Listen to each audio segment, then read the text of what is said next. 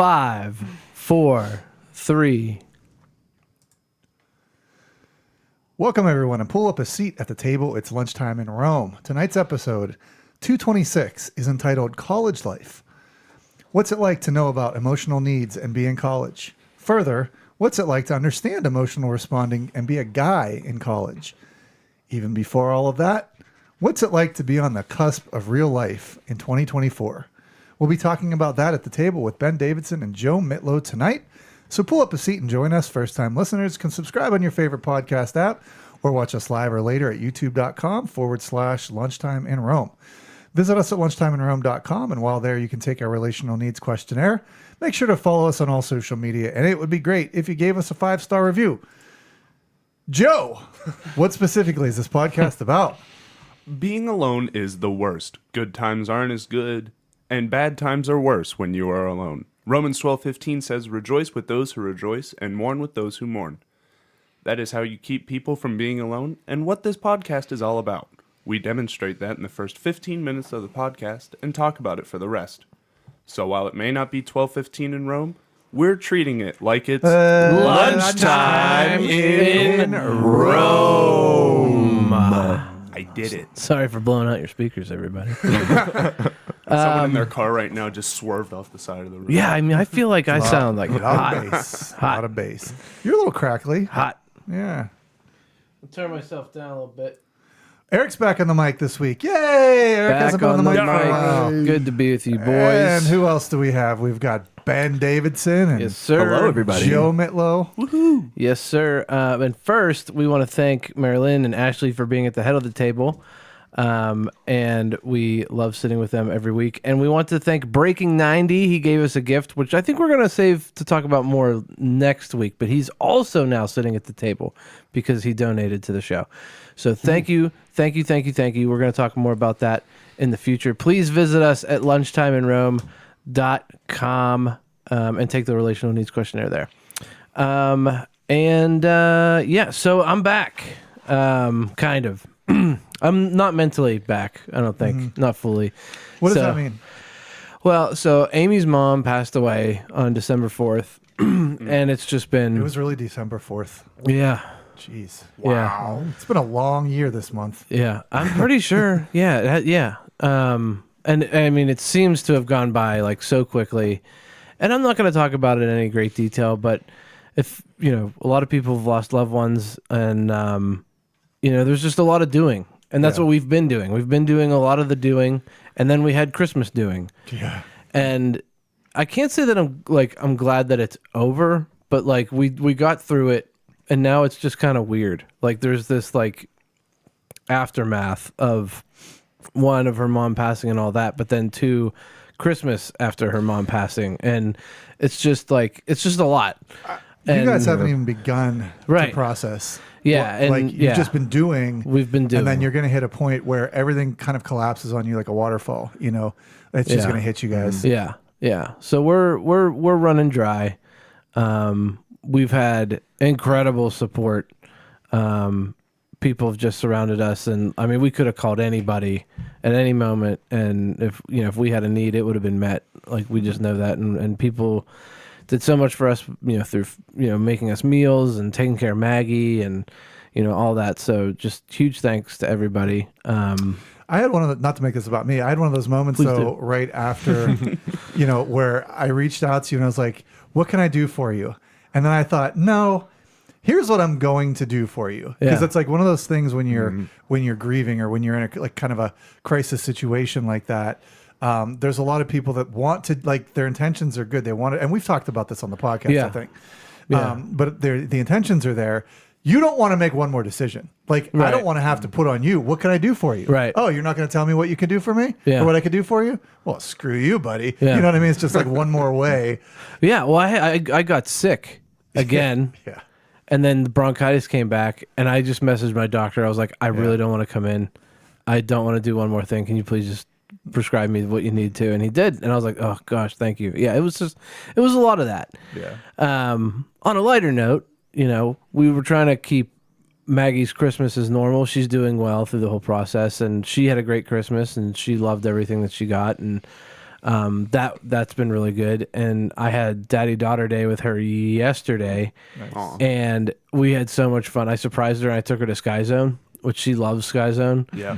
And it was the first time that she's done like the trapeze into the foam, and like Oh, I she saw just that. kept on Yeah. doing it over and over again. It was just like this core memory, like you know, unlocked, which was really cool and really fun. So trying to definitely take the good with the bad, and we're getting through it.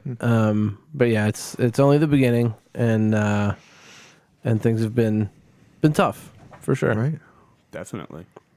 How about you guys? Who's up next? Let's go to Ben. Let's go to Ben. Ben Davidson. Hi, everyone. Hello, Ben. So, Hi.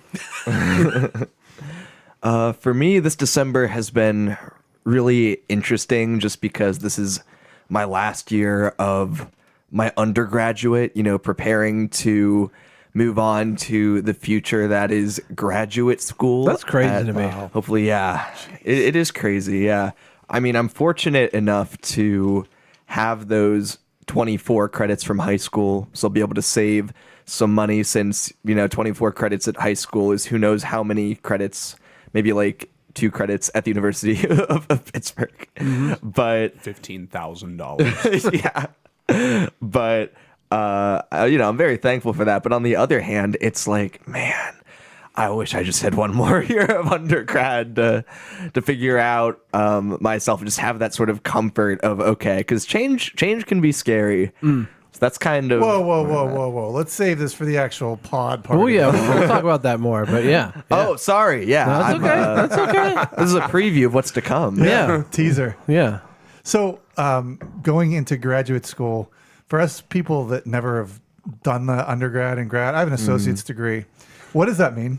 What are you doing in Oh graduate yeah. school? And you're majoring in math, right, Ben? Yes. Yeah. So for me, right, my major is in math, as we just said, but my graduate program will be in education, specifically secondary mathematics education. What's secondary math? That's just like there's like 2 levels of like grade school math. There's I'm not sure actually what the other level's called, but it's like pretty much grades 1 through 6, like K through 6 or whatever, like primary education. And then there's secondary, which is 7 through 12.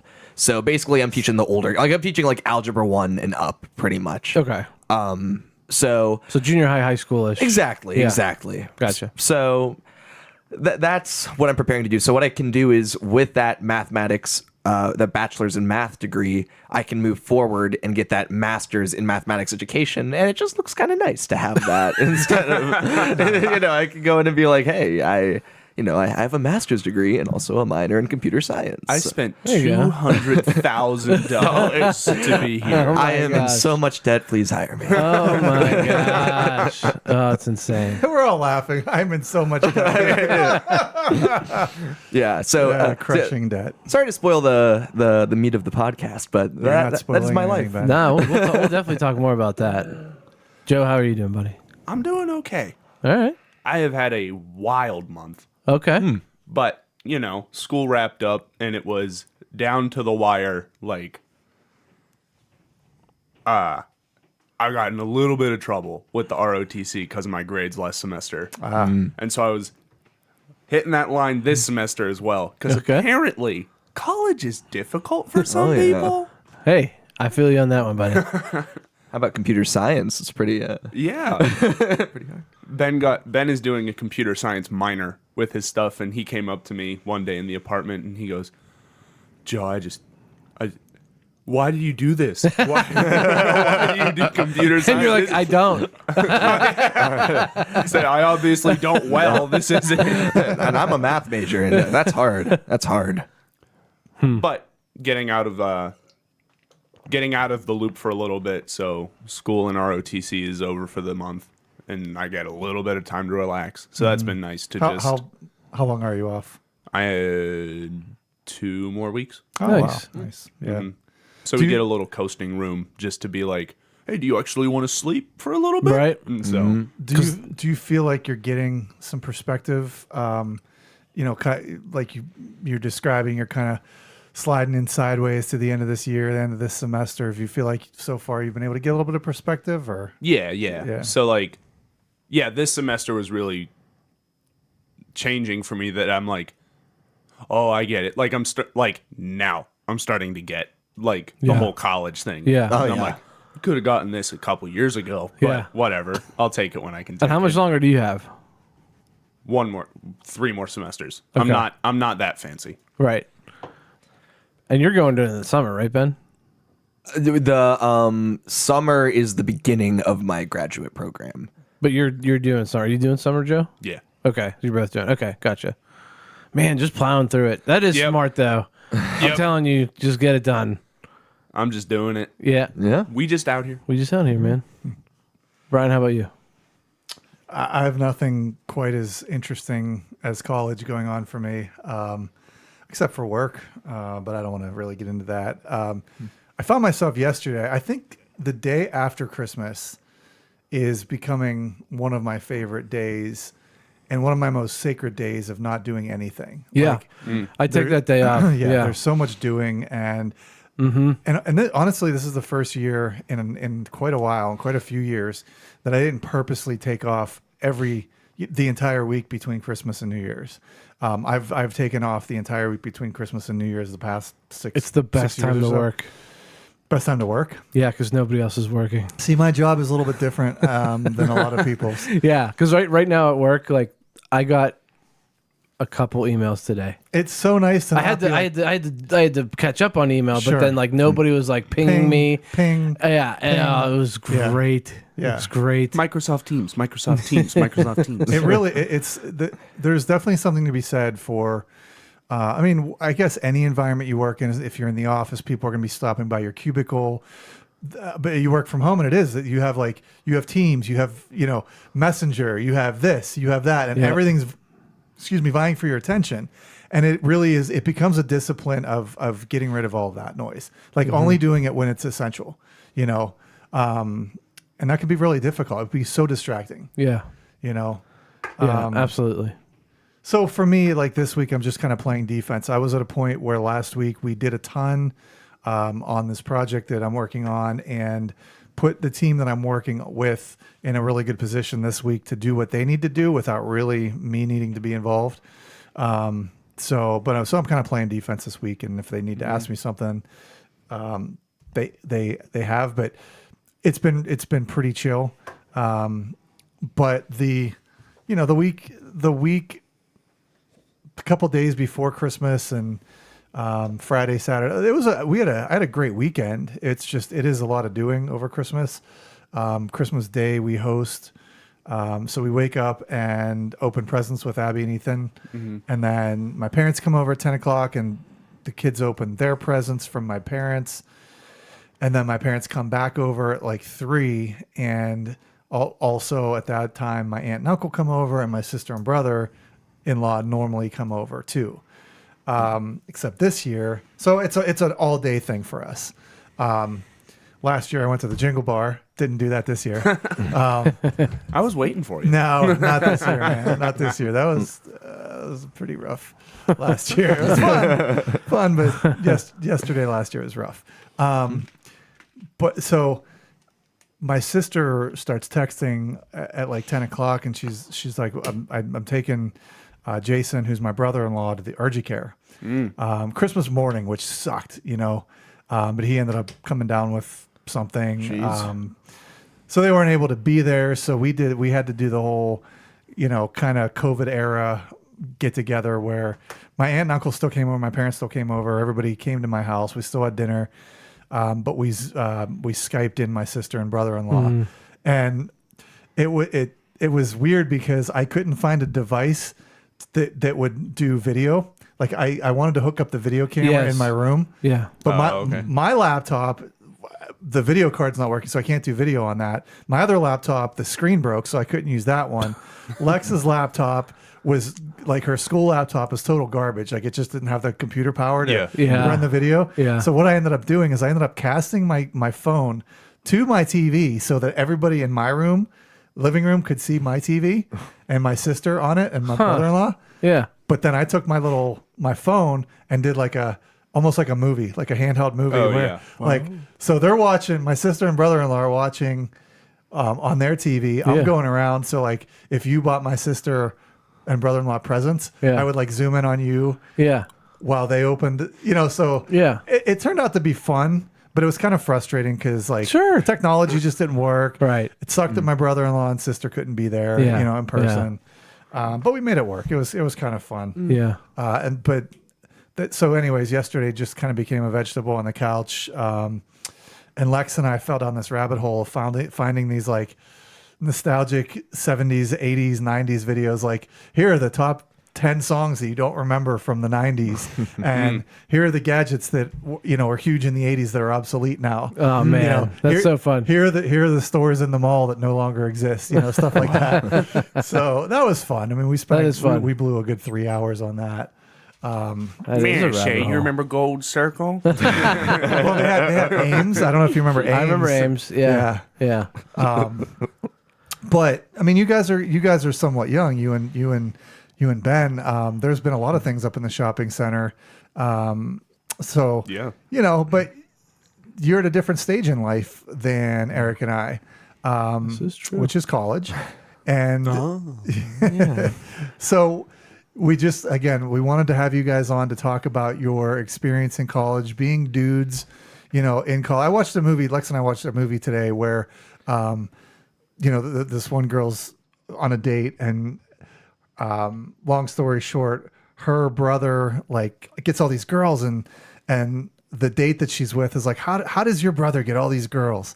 And she's like, well, he's honest. And he tells the girls like his feelings and stuff. And he's like, like the guy didn't know what to do about it, Yeah. You guys have kind of grown up with all of the emotional responding and, what we're talking about on the podcast. So we wanted to kind of delve in a little bit more into how it is like to be guys in 2023 going into 2024 on a college campus.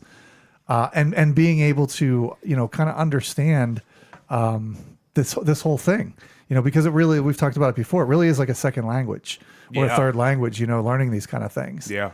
Right. Yeah. So, Ben, if you want to continue to pick up, like, how is school for you? And, you want to continue that little thread that you had earlier. No, that's a great point. And I feel like there are really two different types of other, people my age I encounter at college.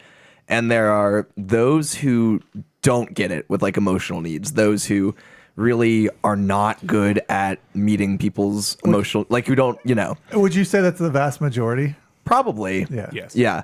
But I've also met some people who do get it, but they still don't understand it or know how to use it. You know what I mean? They know it, like, they know it intrinsically, but they can't consciously know what they're doing.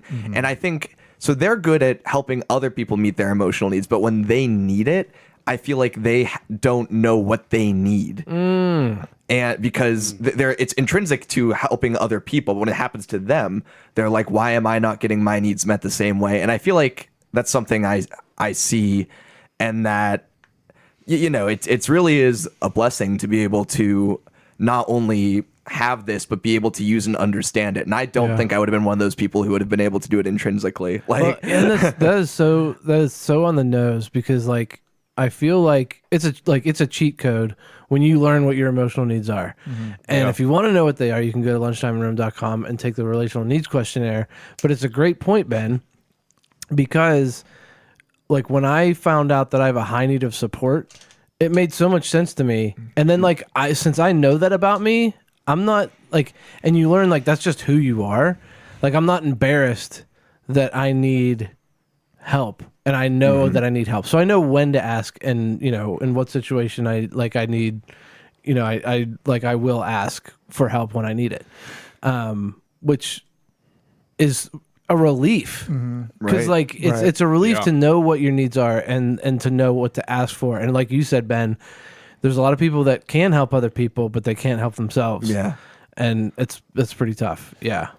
Do you guys find that because you have the eyes to see and the ears to hear, like there'll be those situations that it's just like everything kind of stops and all of a sudden you're like, oh, okay, here's somebody doing this well. Or, oh, okay, here's somebody that needs this. Well, like you said, you can see, you already understand that there's several different classes of people, those that don't get it, those that get it, but don't get it because they don't know really, they can't put the words to it. They don't have the framework for it, but they get it. But for you, you're that third person, that third class where you recognize it all. And that's pretty cool. Like describe those moments where, I mean, and both of you describe those moments where, does something come to mind where like you have an example of, oh, that's happening right there. There's something happening. Like that person. Like I'll be listening. I'll be in like maybe a class and like two people are having like a debate or something. And I'm like picking up on it. I'm like, oh, there it is. Oh, there it is. Yeah. Oh, there it is. But like, it's almost like 90% of the time there's this wall right here where I've never spoken to these two people. Yeah. So it's not like, well, actually, sir, that's not what you were supposed to say. Like, it's that's almost a frustrating aspect of it, is just being like in the bleachers and not being able to go down onto the field for that kind of stuff. But yeah, watching it, pointing it out, it's almost like a bell ringing in the back of your head where it's like, yeah. You guys have such an advantage in your life. Yes. I'm very grateful for it. Yeah. No, yeah. So sometimes, you just see it out in the wild, and it's remarkable how just good some of my friends are at it, even who weren't trained at it. Like I said, at dishing it out, but not for themselves. But I think something else that comes along with it is they're really good at comforting their friends and at meeting their friends' emotional needs in general, not just comfort. But I think they fail to see the bigger picture, and they don't the way that people who really understand it could understand the other person's perspective, the one who's maybe not their friend. Like if you have a friend comforting a friend about something that someone else did, they don't really see that outside perspective the way that someone who understands emotional needs could. You know what I mean? If there's this third person that hurt a friend of the group, they don't really see that and understand it the same way someone who has that sort of framework could. So it sort of creates, it's an intuition, but untrained, it can only do so much. Sure. I think it's important. I mean, it's important for everybody, but to me, it's even more important for you guys, and not just you two individually, but your generation, and kind of the TikTok generation, where there's so little real connection. There's it's so easy just to keep scrolling, and I think there's the physical scrolling on our phones and stuff, but I think that translates in a lot of cases, especially among people your age, to real life. It's easy just to kind of scroll past somebody, not see them, and right. You know what I mean. And I think you guys having the understanding of being able to see people is that's got to help you guys in a lot of ways. Sure. In that environment. Can we talk about your guys' emotional needs a little bit? Yeah, Please. So, Ben, you have a high need of support, encouragement, and comfort. From looking through that lens, what do you feel is the most challenging part relationally being in college? I think college is set up to be a very individualized experience, I think. And when your hardest need is, not hardest, when your highest emotional need is support, that's something where you really want someone to come alongside you and help you, right. And I do have a high need for encouragement as well, but something that I really appreciate and something that I really feel like I need is to actually have that sort of help. And for me, that's something that can be really hard to find when you're, the idea of college is you're living on your own. You are away from those people who would traditionally support you. So that's why I'm so fortunate to be with two friends I know from high school who I know will support me when I need it. Yeah. So that's another way I'm very blessed. Yeah. And Joe, your highest are acceptance and security. Yeah. Hold on. Joe was smiling about something. Oh, sorry. I was just thinking, so like Ben has been like, oh, I need like support, and I'm glad to be living with like two people who support me. But I almost think it's different. Like emotional needs are different with your friends almost a little bit, because I know that about Ben. But I'll go up to his door and I'll just be, you okay? Like, yeah. Do At want least me- you're asking. Yeah. Right? Yeah. That's like that's the meaningful. extent of what I give, and it's enough. And I Yeah. just think that's I interesting. know that whenever I step outside, there'll be like a cheesy biscuit out there. She'll cook for dinner. Joe made garlic bread again, so I think it's okay.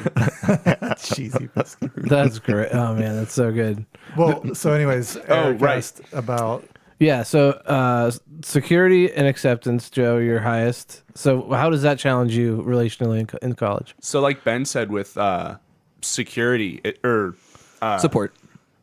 it's very individualized in college. Like, you go from your teachers telling you your class is here, Right. here, And your parents are helping you and doing all that. right, Yeah. to I got an email and it's make your schedule, go ahead. I'm Yeah. like, okay. Yeah. And so security is something that is just stripped from you Yeah. because you don't have you have to rebuild your support system Right. in college. So having the security of people who can help you, or the certainty that this will get done. Yeah. The uncertainty of like, who do I go to and how do I learn Right. how to do all this? Yeah. Yeah. And just, I'm still learning about things Pitt has. Yeah. And I'm like, well, this would have been useful to know. Right. Yeah. Freshman year. That'd been nice. Right. But yeah. And then acceptance is, there are 5,500 people in our class. Yeah. Not just at Yeah. Pitt. Yeah. Right. And acceptance, almost like with professors, is at least where I am in my degree. I'm in the same classroom as 100 different people. Like, the professor's not going to learn my name. Right. So almost it's challenging to get to be memorable, right? it's easy to feel invisible. Yes. Yeah. Like, the only professors that have learned my name are my ASL professors. So I So that can't would- even yeah. talk to my So that would hit The and ones who know my yeah, name. and it's one of your other higher ones. Approval. That would probably fall under Yeah. more belonging of like you're a small fish in a giant right. pond. Yeah. Yeah, trying to find that Yeah. group of people. And that's why it's is so great that difficult. you guys do have each other. Yes. And you guys are checking in on each other. Wait- That's huge. Were these taken? These were for anybody that's not watching. We're looking at on paper what their relational needs were. Were these taken recently? Was No. No. This was So I would be Yeah. very curious because I bet these were taken maybe even before you, especially you, Joe, Definitely before went to college. this would have been taken maybe as you were going. as I was graduating high school. So- Mine was taken at the same time. I would be very interested to see how much this has changed since you've been at college. Yeah. Because Do you I feel bet- like it's the I same? bet it has. More or less. Yeah. But I'm sure it's you're changed. handling things more. Yes, Well, I'm learning yeah. how to deal with Right, it. right. I Much would be, more. I would be curious to see if your need for support would become higher. It's a good question. I wonder. Yeah, Because probably. you mentioned, even Yeah. just talking just now, you mentioned support a couple times. Yeah. In the context of security. Mm-hmm. Right. But it sounds like, I guess one of the questions would be describe what's the most challenging part academically for you before we got onto before we started here tonight. Yeah. You were talking a little bit about that. Do you want to go back into that? And because I feel like you're being challenged academically, but you may not be challenged that academically as much if you did have the right Sure. support. Yeah, You that's know a what I big mean? part of. Yeah, so yeah, I guess support would be higher now, just because in high school you have It's like like it's built it's in. like what It's built Eric in. said, belonging. Like yeah.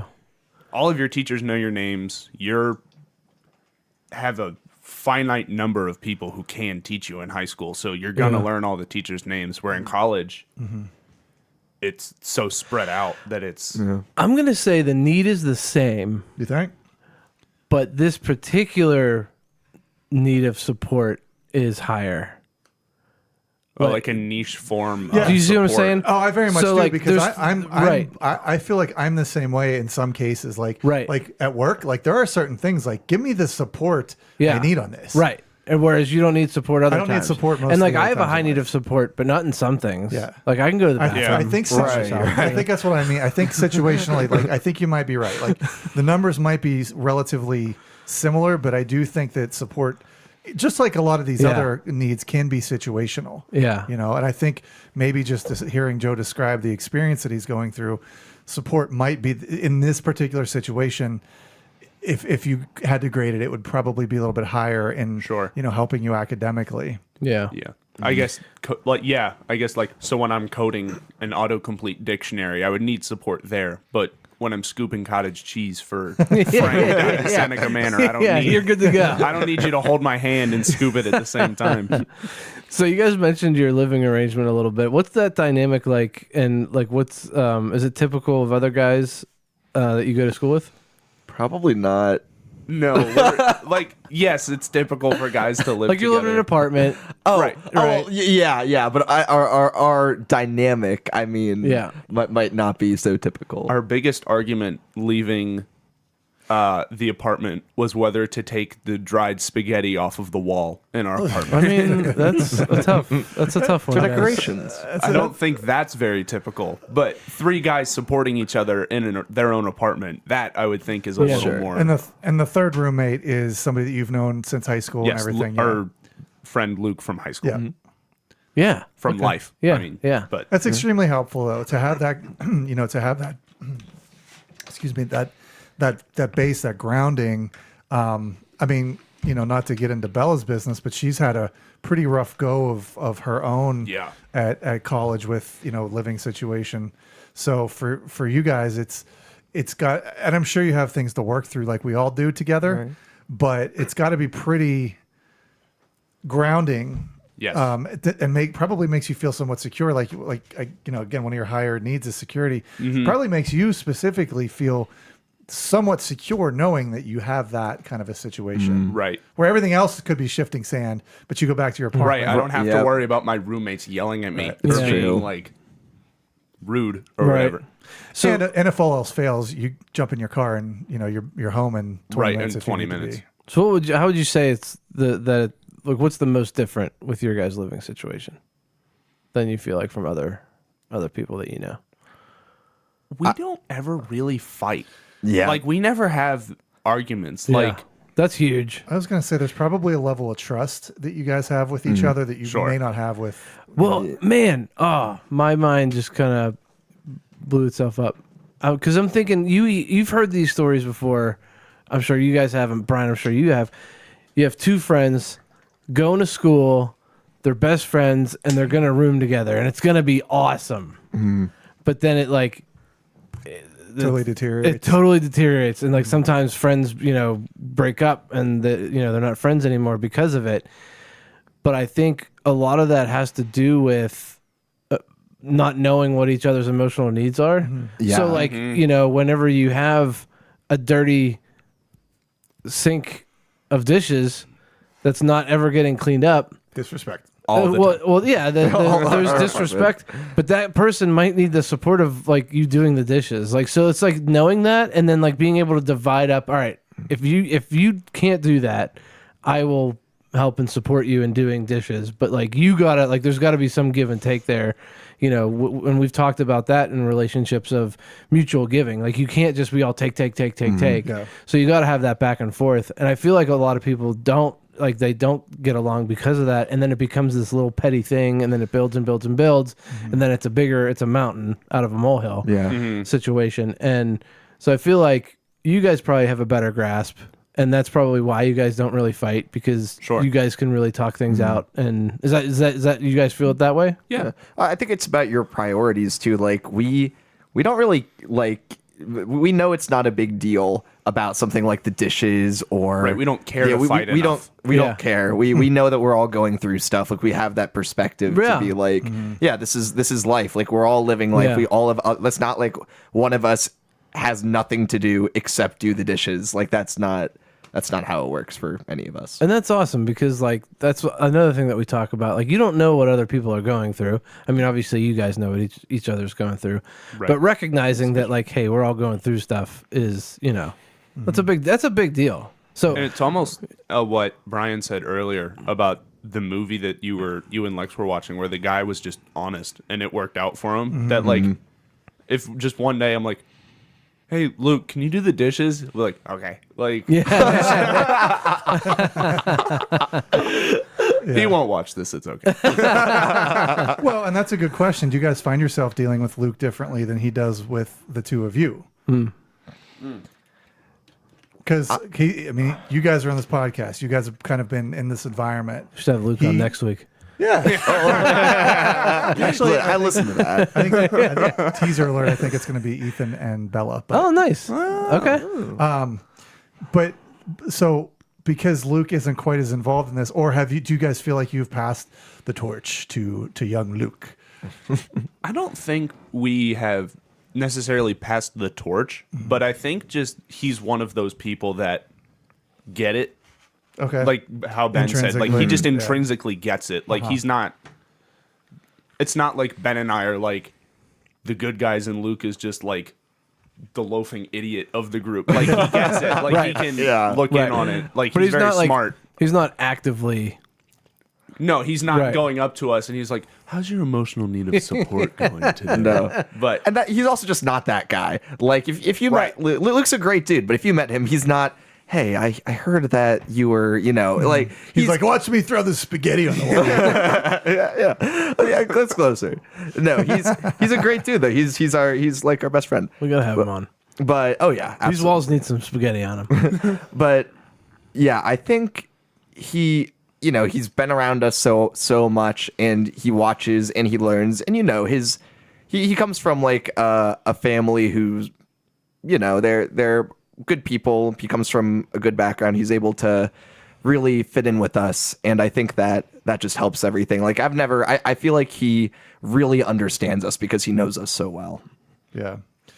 Have you guys had one of those or several? Have you had a moment where like everything just gets real? Like you find yourself going, "Oh, I'm an adult now and this is real." Yep, every day of my life. I mean, like in the dynamic of your, your living situation or even your larger friend groups. well, it's like not the other day, but a couple weeks ago, Luke and I had like a 15-minute conversation about the price of eggs. and at the end of it, I just stepped back and I said, "Luke, we're old. Like we're like I not remember old, when old. eggs were. Yeah, we were going like, you remember it was like $1 down at Giant Eagle, and now look at this." But that sent me into like not a mini spiral, but like almost like, oh yeah, like life is getting like different. Conversations are different. Brian, you and I have had many of those moments where like this is the most mature adult conversation we've ever had. Right. We'll be talking about our stocks and bonds portfolio soon. I kind of wish, because that means I'd be it means doing we have better financially. But No, it's no longer, oh, I did this on the Xbox and this on the PlayStation. It's like, no, I'm doing this with finances and I'm doing this. Like, But yeah, that's good though. I do love the fact that you guys are mature enough to be able to have those conversations and realizations, while at the same time going, all right, who's going to take the spaghetti off the wall? You still need to be that person that's like, all right, we threw spaghetti on the wall. Ha, we're dumb. You know what I mean? Like, let's take it off the wall, because that's important. right. We never said we took it down. No, right. We've learned to draw those lines. Like we still have a lot of fun in games, but there is like, okay, there are times to get serious and real, which is it's different than like high school. Yeah. And I'm so grateful that you guys realize that, because it took me a long time to realize. And I still have times in my life where I'm like, oh wait, I probably should take this seriously. Yeah. So I'm really grateful that you guys are learning to see those moments, and then actually taking advantage of them, and still balancing out being, because you guys are still kids, but you're also really, really mature for what you're doing and your age and everything. So Yeah.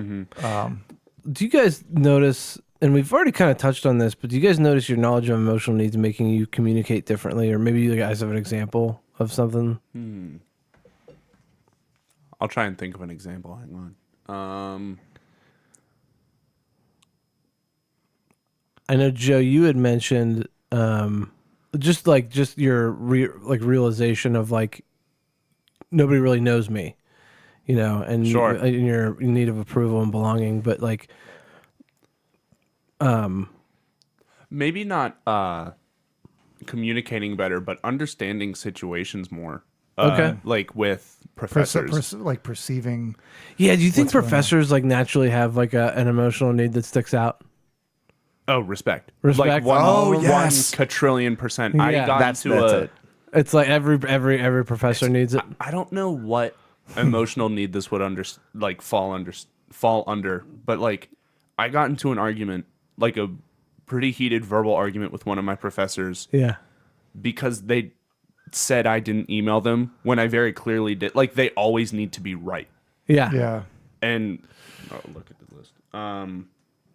I guess that's respect also. Yeah. But like a lot of the time their need for respect is like a 10 on their chart. I would bet. Yeah. It could also be a little bit of acceptance too. I was just gonna say, I Sure. bet that's really high. Of their role, like I'm the professor. I'm in charge. Right. I need to be good enough to And be. if they did something they don't want it to be, yeah, okay, I can see that. Yeah, that's interesting. That was a good question. It ended better than I thought it would because thought that was yeah. That was Well, good. yeah. Like, what are maybe some of the trends on campus? And I Yeah. think like, what do you think the professors need? And Do you guys like as a generation this in your peers? Do you guys what do you feel like your peers need most? Like what stands out? Is there like is there a common theme?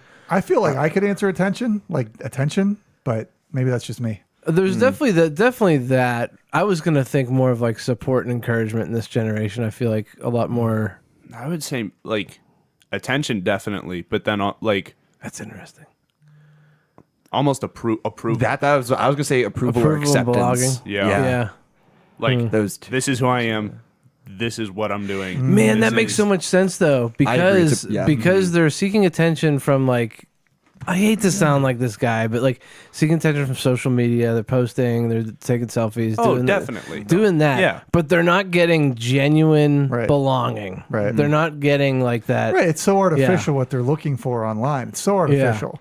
Yeah. And so because it's And they've artificial, been looking and they've grown up like that. That makes sense. right. Yeah.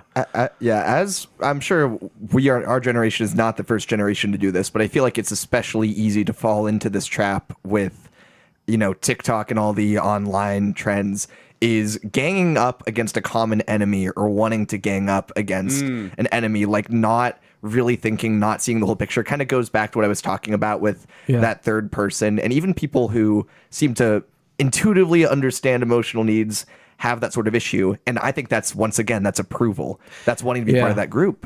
And I feel like that's a macro thing that is happening everywhere. It's the tribalism. Well, I was going to say like seeking understanding. Like nobody is seeking understanding. Like why did you do that? Yep. And nobody's asking like that question of like and wanting to know why they did that. They've taken their stance.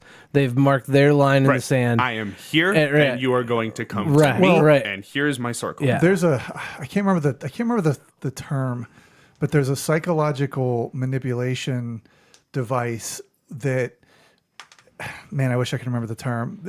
But basically it seeks to make something binary.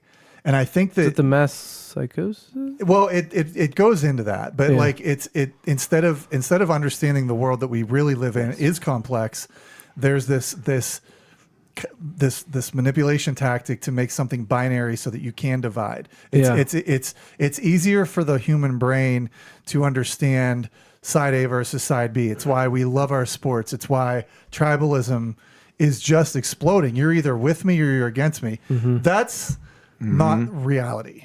That is a form of psychosis that we've been allowed to permeate, and I think it really gets into I don't want to say your generation specifically, but like It's happening all through over. social but- media, Yeah. through the use of social media, Yeah. you're either with me or you're 100% against me. There's no room, like you said, there's no room for understanding. Yeah. And you guys have grown up with that. Yeah. And it's definitely made it harder. I'm so glad you said that, because that so describes like my experiences. And yes, I've grown up with all of this, but still for the first 19 years of my life, that's how I saw the world. It wasn't until my second semester of college I like had like an awakening, and I realized, oh my gosh, like my viewpoint of the world was that sort of binary view, and it was like remarkable. There's Yeah. so much Wow. more gray. There's so much more gray. It's much more of a slider from A yeah. to B rather than two sides of the same coin. Yeah. And man, I mean, and I don't want to go down this rabbit hole, but like, Yeah, you do. I do. Yeah. I so do. Yeah. And I'll just say this, but I'll pull you back. because I just want everybody to be aware of like we are all being manipulated somehow. And I've brought up this example before, but somebody created a GIF animation image of how Congress voted over time. And right after the 24-hour news cycle started, like CNN, Fox News, all these 24-hour news cycles started, you could see over time the separation of nobody agreeing with anything. It went to if you binary. believe this, then you have to believe this. Yep. If you have to believe this, then you have to believe this. And nobody's really talking about or representing us who are like, we don't really think that. And like that's what's happening in mass and like social media, like Ben, you said, like the TikTok stuff, and it's all being, and I'm so glad you've been awoken to like, well, not everybody's like my buddy, Luke isn't like that, and Right. whatever, and so like that's huge, and I'm glad that you guys are experiencing that and seeking understanding and knowing to do that. That's huge. Jumping very quickly into that, not rabbit hole, but that point is like, that's where I feel like people today, almost my generation, is, or maybe since like the 24-hour news thing, is like, someone is going to pick their side of the line. Yep. And no matter what, it's almost like false loyalty or blind loyalty. Yeah. Exactly. Yeah. Where it's like something over here on your side that you don't agree with. Well, I'm just not going to look Right. over there. That's fine. But right. There's no gray area anymore. It's either black or white. Yes. Right. Yeah. Yeah. It's unbelievable. Well, I'm glad you guys see through that, because it's a gift, and I think it's destroying our culture, and it's being done maliciously and on purpose. And so the more that you guys can call that out when you have the chance to, Yeah. the better, because I think that so many people your age just they're not even it's not even in the conversation. It's just not even in their head. They Ben, what was, if you don't mind sharing, you said you had an awakening. Like what Oh, yeah. triggered that? I might have even talked about this on the podcast before, way back when I was on, but I think it was for the first time in my life, I really started to see the flaws in myself. You have a lot of time.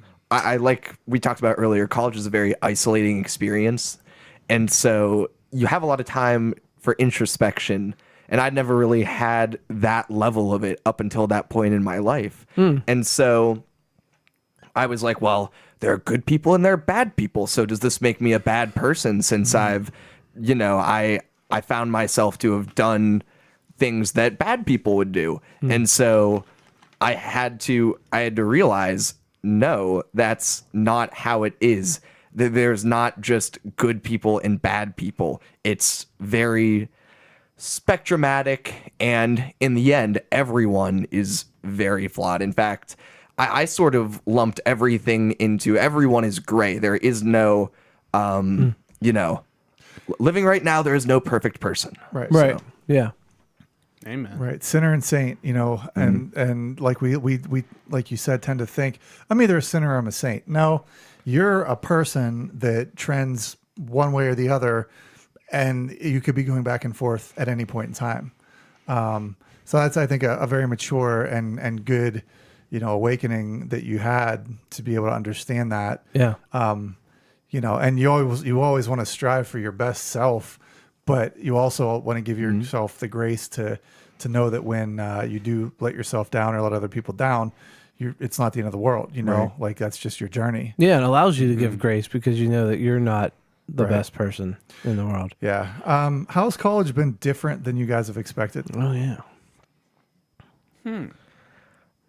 Prior to college, I faced very little adversity in my life. So, when I was, not to say I've faced so much now, but like you're even just relative. Andy Bernard situation. Right. Yeah. This is the hardest thing I've had to do. I've had an easy life. Exactly. So, like, when I was in like elementary school dreaming about college, I was like, oh yeah, I'm gonna have a dog. I'm gonna be living it up. I'm gonna be like completely content with this life. And it wasn't even like I had this big dream of what college would be like. It was very similar to what I thought, to what the reality of it is. But the difference is, I think when you're younger, you're just content with so much, not so much less, but just with more simplicity. And Right. you start to crave more complex things as you get older. Yes, that's true. And it's hard because I didn't. Eric just looked back at his New multi-$1,000 computer. Yeah, it's just You get more sophisticated. you get more sophisticated with your desires, and it's just so hard because you want to be contented with the simpler things, and that's great, but it's just, it can be so isolating and so lonely, and that's just different. Like I never would have thought. Yeah. I would say that even college is a lot more intricate than you would think. Like, it's, from what I thought, like even high school, that, okay, I'm going to Pitt. Everyone's, even as simple as everyone's going to use this software and this thing and this thing. And sorry, that's going to be it. And now, like, all the way in, I'm like, oh, well, I have this program for this class and this program for this class, and we use Slack for this, but then we use So many moving parts. Yeah. Yeah. right GoToMeeting for the, or whatever Yeah. it is. Yeah. But Right. Yeah. just so change is just something that you have to adapt to learn, to adapt to. Like Yeah. never for, I haven't been in the same place or like haven't used the same thing or had the same mindset for the 2 semesters in a row, just because you have to adapt to all different variables Yeah. in college, which I thought I hadn't thought was going to be as big of a deal. Yeah. Yeah.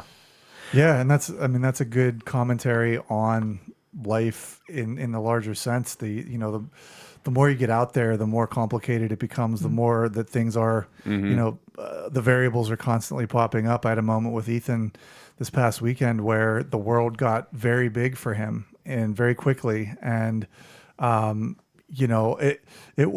was a bit terrifying for him. And I'm so glad I was able to be there to comfort him in that moment. But yeah, I think that's one of the hardest realizations as you go from, living in your parents' house and, having most things taken care of and leading a pretty simple life to getting out there on your own and going, dang, there's a lot going on Right. here. And if I don't hit things perfectly today, like it can hurt, and or it can be very, very confusing. How has it been exactly how you expected? All the women. Was it all the chicks, man? They're all there on campus. Yep. Like, is it as hard as you thought it was going to be? Like academically wise? Like No, it's much harder than Yeah, it's harder than I thought it would be because I never Yeah. struggled in Yeah. before college, and so I never thought I would really struggle. Like you don't Okay. believe it till All you're right. there. because you guys are smart. Yeah, and you've both had issues with trying to keep up with the grades and classwork and everything. Especially computer science, dude. Like, It's the hard. that's a whole conversation that I won't get into now. Yeah. But jeez, That's where all Joe's hurts go. like the black box we talk about in our heart, and it's just like a little bit of this, a little bit of this, a little bit of this. Computer science. I will say it is, at least for me, and I don't know that this is true for everyone's experiences. In fact, it's probably not. But I have always been surrounded by people who are willing to accept me and surrounded by, people who are taking me in and treating me with love and respect. And our freshman year, we did not live together. And, I've never known anyone like Luke and Joe and my other really good friends from high school. But I was fortunate enough to live on a floor full of people who were very accepting to me. We became fast friends. So I never did. While I do feel like college is an individual and isolating experience, I always was surrounded by people who were there if I needed to talk about something. So that is something that I guess was kind of how I would have expected it to be, which I'm thankful for. Yeah, that's good. What do you like best or worst about college? Best, definitely living with Luke and Ben. Yeah. That's such a good. It's a fun time in life. The conversation Luke and I had, it was our freshman year, and we were dancing around the conversation of so where are you living next year? We were walking back from getting food one night. You're on a date with each other. Yeah. So what do you That was actually the worst part. Yeah, the dinner with Luke sucked. No. We're walking down the hill, and he's like, "So who are you living with next year?" And I'm like, "Oh, I don't know, maybe some ROTC people. I don't know." And he goes like, "Yeah, I might live with some. Can we please just live together?" And I was like, "Oh, please! Oh, thank God! Yes." Somebody said it out loud. So we called Ben, and we were like, "We're living together next year." That's awesome. See, you guys just ruined a potential sitcom. Like when people actually communicate and you come to that, it's like that could have been a whole season. That's exactly. So is the worst computer science? Yeah. The ROTC is great. I love ROTC. Yeah, I know you've spoken highly of it. No, it's amazing. And you enjoy it. Like, yeah. I would- Computer science. Yeah. No, ROTC is not as loud in that box as computer science, but Yeah. Yeah, that's cool. hey, we'll get through it. What's your favorite experience last and this year in the apartment? I feel like Jay wrote that one in specifically. Like, just to get a reaction. Recently, so here, this little story time. On one night, Ben was walking someone home from... Asking where they were going to live next year.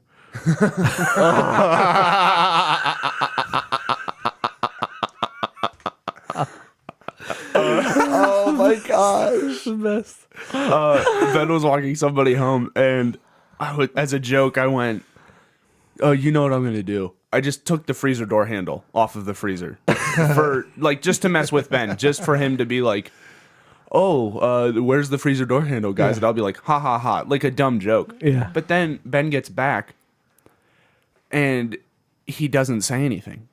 And Luke and I just look at each other, and Ben uses the freezer. Yeah. And just He's opens waiting. it with the door. And Luke and I look at each other, and we were like, oh my, what? What? And we were seeing how long we could go without Ben noticing. And so finally on his 21st birthday, I had You wrapped it up. our other friends, Mike and Joey, record a video for him, and we gave him the freezer door handle back.